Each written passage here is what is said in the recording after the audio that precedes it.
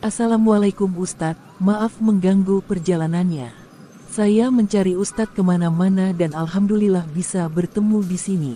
Waalaikumsalam, iya tidak apa-apa. Ada apa? Kamu sepertinya terlihat ketakutan. Ustadz, saya bingung dan sedih. Saya punya utang yang sudah jatuh tempo tapi saya belum bisa membayar. Saya takut dimaki dan ditagih terus oleh orang yang mengutangi saya. Apa yang harus saya lakukan? Tenanglah, nak. Jangan bersedih dan putus asa. Allah Maha Pengasih dan Penyayang.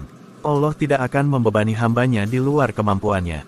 Mungkin kita bisa cari tempat dulu di taman dekat sini agar kamu bisa bercerita dengan nyaman dan hatimu bisa lebih tenang. Ceritakanlah nak, apa yang sedang menimpamu? Apakah kamu sudah berusaha mencari jalan keluar untuk melunasi utangmu? Sudah, Ustadz. Saya sudah mencari pekerjaan tambahan, menjual barang-barang yang tidak terpakai, bahkan meminjam dari teman-teman. Tapi masih belum cukup untuk membayar utang saya. Nah, itu artinya Anda sudah berusaha sekuat tenaga. Sekarang tinggal berserah diri dan berdoa kepada Allah agar diberi kemudahan dan kelapangan. Jangan lupa juga untuk berkomunikasi dengan orang yang mengutangi Anda. Jelaskan keadaan Anda dan minta kelonggaran waktu untuk membayar utang Anda. Apakah orang yang mengutangi saya mau memberi kelonggaran waktu, Ustadz? Bukankah dia berhak menagih utang saya sesuai kesepakatan? Tentu saja dia berhak menagih utang Anda sesuai kesepakatan.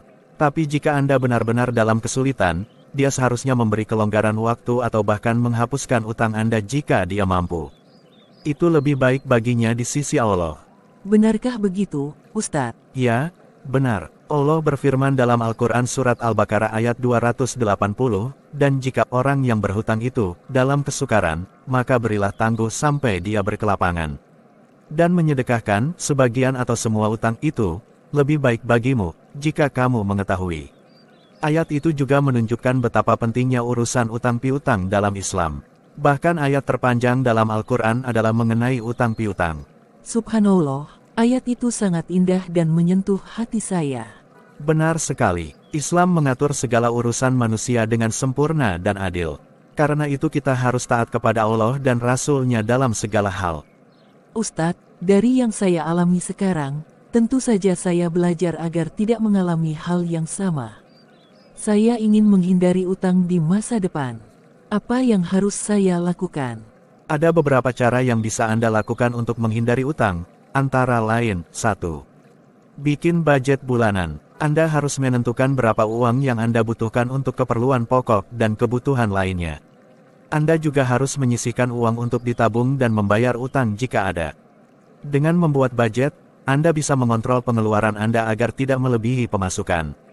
2. Cari cara menahan diri dari godaan belanja konsumtif. Anda harus bisa membedakan antara kebutuhan dan keinginan.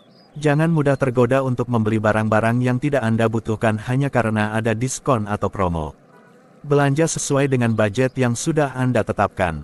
3. Miliki tabungan dana darurat. Anda harus memiliki tabungan khusus untuk mengantisipasi keadaan darurat yang membutuhkan uang tunai, seperti sakit, kecelakaan, atau bencana. Tabungan dana darurat ini bisa membantu Anda mengatasi masalah tanpa harus berutang. Terima kasih Ustadz atas tips-tipsnya. Saya akan mencoba menerapkannya. Sama-sama nak. Selain itu, Anda juga harus berusaha meningkatkan rezeki Anda agar lebih lapang dalam memenuhi kebutuhan hidup. Bagaimana caranya Ustadz? Ada beberapa cara yang bisa Anda lakukan untuk meningkatkan rezeki Anda, antara lain. 1. Bersihkan hati dari sifat iri, dengki, sombong, dan tamak. Sifat-sifat ini bisa menghalangi rezeki Anda karena membuat Anda tidak bersyukur dan tidak ikhlas dengan apa yang Allah berikan. Bersihkan hati Anda dari sifat-sifat buruk ini dan gantilah dengan sifat-sifat baik seperti sabar, syukur, tawakal, dan zuhud. 2. Bersedekah dan bersodakoh. Sedekah dan sodakoh adalah cara untuk membersihkan harta dan jiwa dari kotoran dan penyakit.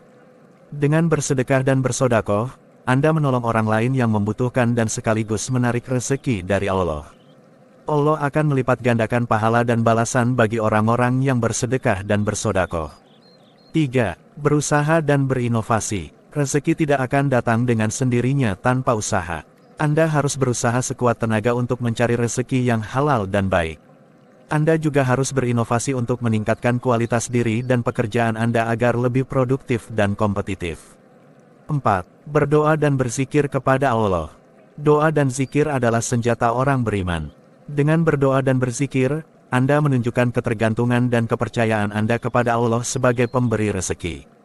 Allah akan memberikan rezeki kepada hambanya yang selalu berdoa dan berzikir kepadanya. Subhanallah, sungguh indah ajaran Islam ini. Terima kasih banyak Ustadz atas penjelasan dan nasihatnya. Saya benar-benar tenang dan damai sekarang. Syukurlah, sama-sama nak. Semoga Allah memberkahi hidup Anda dengan rezeki yang halal dan barokah. Amin ya rabbal alamin.